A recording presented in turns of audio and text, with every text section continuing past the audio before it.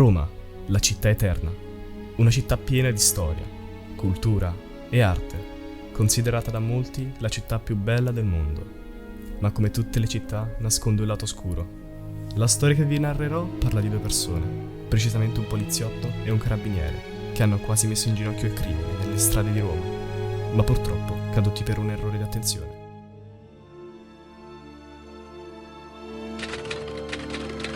Per iniziare a narrare la storia dobbiamo tornare nel lontano 2003, precisamente nel quartiere di Tor Bella Monaca. In quegli anni la criminalità stava prendendo piede, quasi su tutta la capitale, e le forze dell'ordine, nella maggior parte dei casi, risultavano impotenti. Tutto questo durò fino a quando non venne trasferito da un commissariato di Milano il commissario capo Scrivano Christian, conosciuto per le sue grandi abilità nella coordinazione dei reparti speciali e conosciuto per il suo odio micidiale nei confronti dei criminali.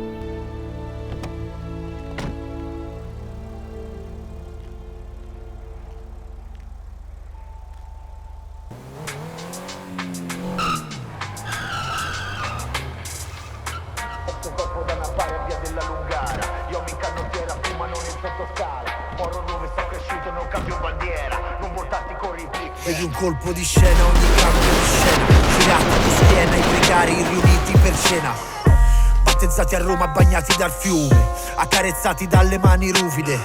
Non voglio cambiare, l'ho scelto questo, salutami a destra, sono Gesù Cristo all'ultima riunione. Secco non ho chiesto mai la tua opinione, il primo ad arrivare, il primo che scompare, venitemi coi grandi a Santa Apollinare. Sta pensando quando gli insegna K, figlio delle strade della mia città. Sofferisce maniero in Ferrari che brucia il posto di blocco, 5G nelle Nike che rocco, immortale, immorale, son chiodo da bara per aprindo al tuo funerale. Le cose per la malavita si misero ristrette quando conobbe il secondo protagonista di questa storia, ovvero il tenente colonnello dell'Arma dei Carabinieri, Leonetti Tommaso. Anche egli aveva gli stessi modi di agire del nostro commissario capo, e probabilmente era proprio per questo che insieme riuscirono a demolire quasi del tutto la criminalità organizzata della città di Roma. Vivo per sta roba che se non me moro, namo in onda, batti il Chuck moro. Vivo per sta roba che se non me moro, namo in onda, batti il Chuck moro. Esce il corpo da una bara in via della Lungara, io mi incanottiera fumano nel sottoscala. Questi ultimi continuarono le loro serie di indagini e di arresti, ma tutto questo ha avuto un doloroso prezzo, che solo dopo avrebbero scoperto.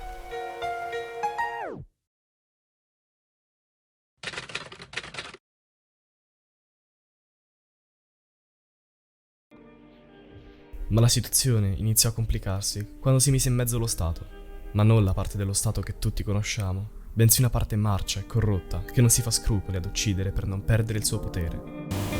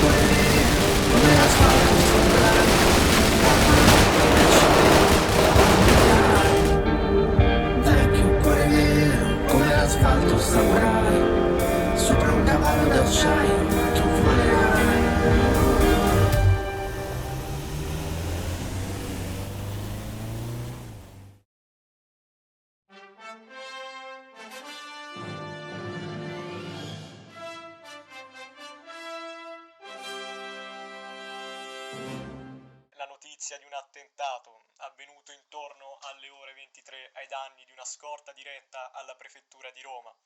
A bordo era presente il colonnello Leonetti Tommaso, persona chiave della lotta alla mafia nella capitale, assieme a 2 carabinieri della sua scorta. Purtroppo il 118, intervenuto prontamente, ha potuto solamente constatare il decesso dei 3 ed i corpi si trovano ora al vaglio dell'autorità giudiziaria.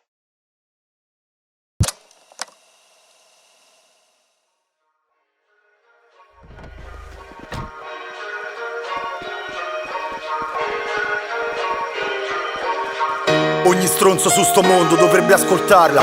Lacrime di inchiostro addosso, la mia penna parla. Su carta porto una fotografia, ecco perché s'ascoltano la roba mia. Cannone in auto in galleria. Guaio la nave, la lascia affondare, la bocca tiene il pugnale, io lo conosco bene il fondale.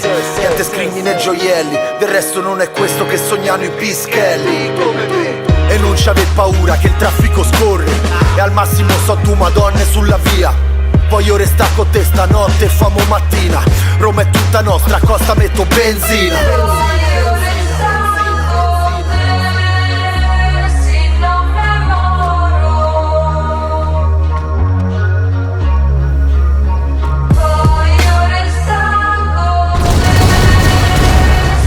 Anche stanotte dormo preoccupato, preoccupato, preoccupato, preoccupato, preoccupato, preoccupato, preoccupato.